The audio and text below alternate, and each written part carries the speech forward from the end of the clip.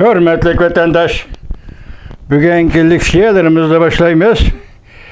Leksiyerisi de Gacı Ruzi. Washington'dan sözdeyimiz. Bugün çistağa 2022 yıl 5. ayının 29. günü hürmetli vatandaş. Endi bugünkü vaziyetimiz nime desiniz? Barçılat Hanım Birleşken Devletler Teşkilatı Kişilik Hukuk Komiteti'nin valisi Cüngö'gü cümleden Uyguristan'a, Müstemlik Uyguristan'a, Şinjan'a qaratkan ziyaretini ahırlaştırdı. Muş münasebetiyle Amerika Birleşmiş Ştatları'nın Devlet İşleri Katibi Antony Blinken bayanat elan kıldı. Biz bugün muşu doğru toxtayımız ve toxtalımız enadiyken ikinci xil bir vaziyet bugün tayyorlamadık. Hazır Cüngö'de matbuatlarda hedef çoğun makaleler, hacimlik makaleler elan kılınıp Cüngö Kompartiyasının tarihideki aynı çağdaki mavzudun ve mavzudun'a karşı siyasi güçler, yaki partiya işçideki öktüçüler, Wang Meng, Zhang Guotao, Bogo deydiğallarını tenkitleşke başladı. Bunu da kimge dağıtmalıdı, o aşkarı tönügün biz silahı sözüldük. Belki liki uçan buluşu mümkün. Hazır bu noktada şu narsa enik olsun vatandaşlarga bu Xitay Kompartiyasının içideki içki kısmındaki güreşler. Kimnin yaxşı, kimnin yaman dep ayrıydıgan asasımız yok sizlen bizning. Hemmisi bir mal. Hemmisi bir jangalning böğrülleri. Biroq siz biz dikkat qiladigan muhim nokta vatandaş, xalqaro vaziyat qistap keldi. Xitayning ichki vaziyati qistap keldi.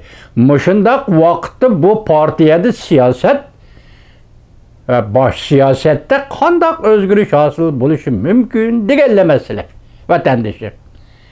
Kimning mesela Xi Jinpingning taxtini qulab, Li Keqiangning o'ltirishi, Li Keqiangning taxtini qulab, kuchi yetmasligi bu mesele siz biz dikkat qiladigan mesele emas. Bulamda vatandaşlar.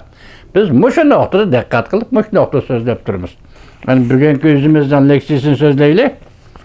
Mavzumunda hürmetli vatandaşım. Devlet İşleri Katibi Antony Blinken Birleşken Devletler Teşkilatı Kişilik Hukuk Valisining Cüngö'ne ziyaret kılganlıqıga dikkat kılganlıqını bildirdi. Mavzulu haber 5. ayının 29. günü Amerika avazının Xitay tilli programması elan kılındı haber. Mundaq başlandı. Washington. Devlet İşleri Katibi Antony Blinken 5. ayının 28. günü Birleşken Devletler Teşkilatı Kişilik Hukuk Valisining Cüngö'ni ziyaret kılışıga dikkat kılganlıqını bildirip bayanat elan kıldı. Bayanatning mazmuni tuvandikçe. Devlet İşleri Katibi Antony Blinken mundaq ko'rsatdi.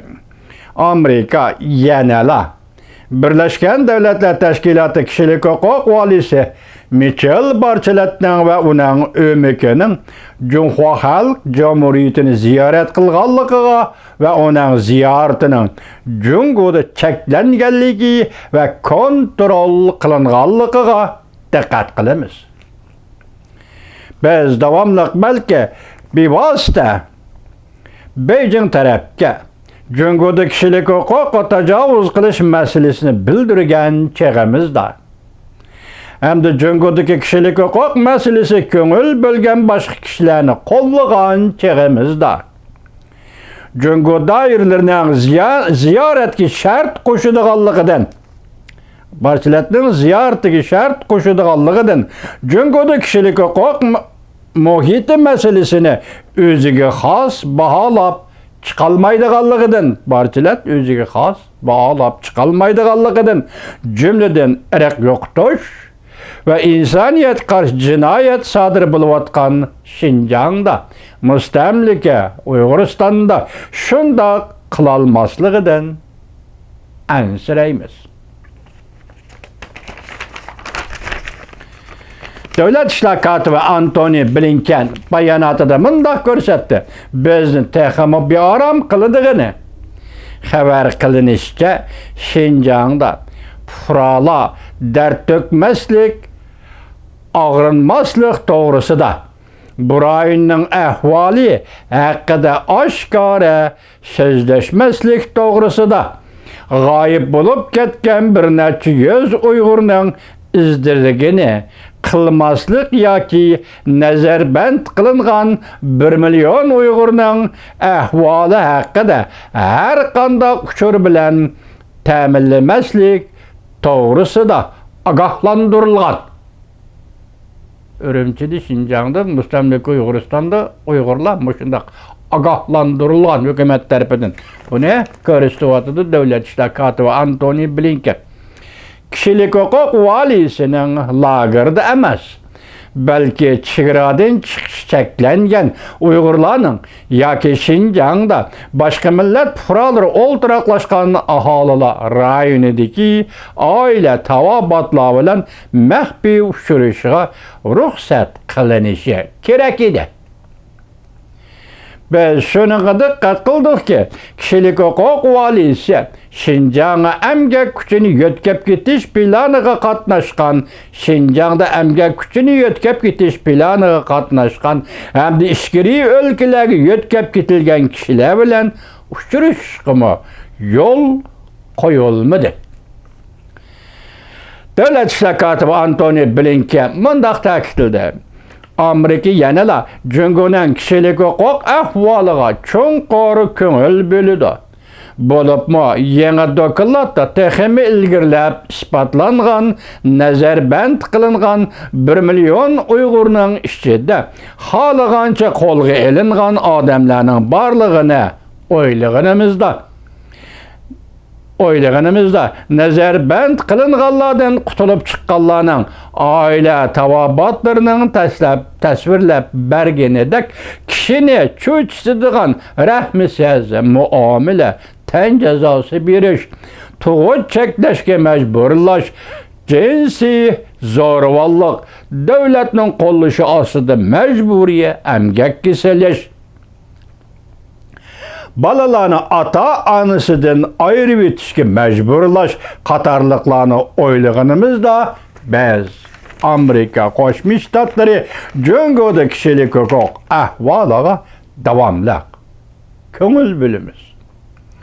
Biz yana Junxo Xalq Jamhuriyati hukumatining Tibetlarni hurmat qilishiga, Shanganliklarni hurmat qilishiga, xalqaro kishilik huquq kitobnomasida qayd qilingan kishilik huquq va boshqalarning huquqini hurmat qilishiga haydakchilik qilamiz. Davlat ishlar kotibi Antony Blinken bayonotida yana mundaq ko'rsatdi. Biz Amerika Junxo Xalq Jamhuriyati hukumatining Şinjan'da yo'lga qo'yayotgan zo'ravonligini darhol to'xtatishiga chaqiriq qilamiz. Adolatsiz qo'lga ilingan kishilarni darhol turmadan va jazo lagerlaridan qo'yib berishiga chaqiriq qilamiz. İzdiraksiz g'oyib bo'lganlarning izdirigini topshirishga mustaqil tekshiruvchilarning har qanday to'sqinlikka uchramay Şinjan'a, Mustamlika Uyg'uristonga kirishiga, Tibetga kirishiga va Jungoning har qanday joylariga berishiga ruxsat qilishga chaqiriq qilamiz. Ya'ni Jungo hukumatini musharaga chaqiriq qilamiz.